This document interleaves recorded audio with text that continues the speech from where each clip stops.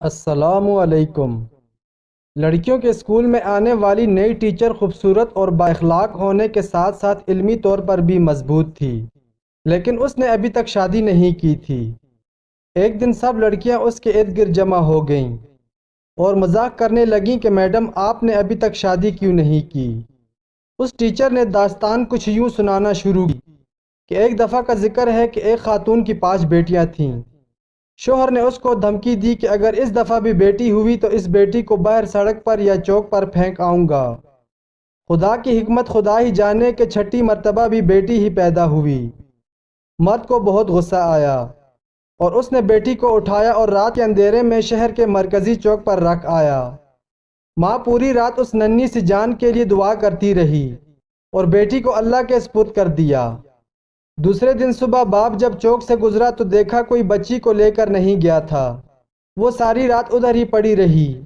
باپ بیٹی کو واپس گھر لایا، لیکن دوسری رات پھر بیٹی کو چوک پر رکھ آیا، لیکن ماجرا اسی طرح تکرار ہوتا رہا، یہاں تک کہ 7 دن باپ باہر چوک پر بیٹی کو رکھ آتا اور جب کوئی نہ لے جاتا تو مجبوراً واپس اٹھا لاتا، یہاں تک کہ باپ تھک گیا اور خدا کی رضا پر راضی ہو گیا اور ارادہ کیا کہ اب اسے نہیں پھینکوں گا اور پرورش کروں گا۔ اور پھر خدا کا کرنا ایسا ہوا کہ 1 سال بعد ماں پھر حاملہ ہو گئی اور اس دفعہ اللہ نے ان کو بیٹا عطا فرما دیا، لیکن کچھ ہی دنوں بعد بیٹیوں میں سے ایک فوت ہو گئی، یہاں تک کہ اس کے بعد وہ 5 بار حاملہ ہوئی اور اللہ نے 5 بیٹے عطا فرما دیے، لیکن ہر دفعہ اس کی بیٹیوں میں سے ایک اس دنیا سے رخصت ہو جاتی، یہاں تک کہ صرف ایک ہی بیٹی زندہ بچی اور وہ وہی بیٹی تھی جس سے باپ جان چھڑانا چاہ رہا تھا۔ وقت گزرتا گیا، پھر ماں اس دنیا سے چلی گئی۔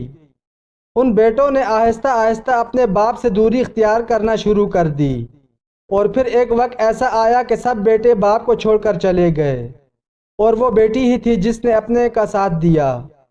ٹیچر نے کہا پتہ ہے وہ بیٹی جو زندہ رہی کون ہے؟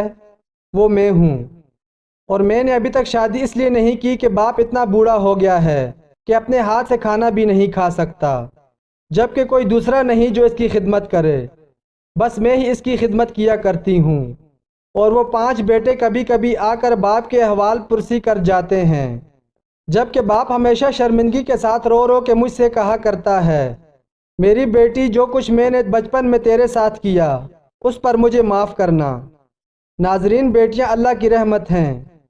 حضور اقدس صلی اللہ علیہ وآلہ وسلم نے ارشاد فرمایا کہ جس شخص نے اپنی بیٹی کو زندہ درگور نہیں کیا، نہ ہی اس کو ذلیل سمجھا اور نہ ہی بیٹے کو اس پر مقدم کیا، تو ایسے شخص کو اللہ تعالیٰ جنت میں داخل فرمائیں گے۔ ایک دوسری حدیث میں آتا ہے حضور اقدس صلی اللہ علیہ وآلہ وسلم نے ارشاد فرمایا کہ وہ عورت مبارک ہوتی ہے جس کی پہلی اولاد بیٹی ہو۔ ایک اور حدیث میں آتا ہے حضور اقدس صلی اللہ علیہ وآلہ وسلم نے ارشاد فرمایا کہ جس شخص کے یہاں 2 بیٹیاں پیدا ہوئیں اور جب تک وہ اس کے پاس رہیں اس نے ان کے ساتھ بھلائی کی تو یہ اس کو جنت میں لے جائیں گی۔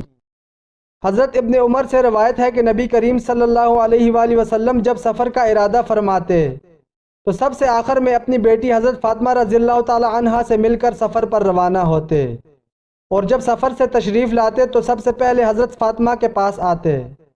آپ صلی اللہ علیہ وآلہ وسلم سیدہ فاطمہ سے فرماتے میرے ماں باپ تجھ پہ قربان ہوں۔ حضرت مصور بن مخرمہ سے روایت ہے کہ رسول اللہ صلی اللہ علیہ وآلہ وسلم نے فرمایا فاطمہ میرے جسم کا ٹکڑا ہے، جس نے اسے ناراض کیا اس نے مجھے ناراض کیا۔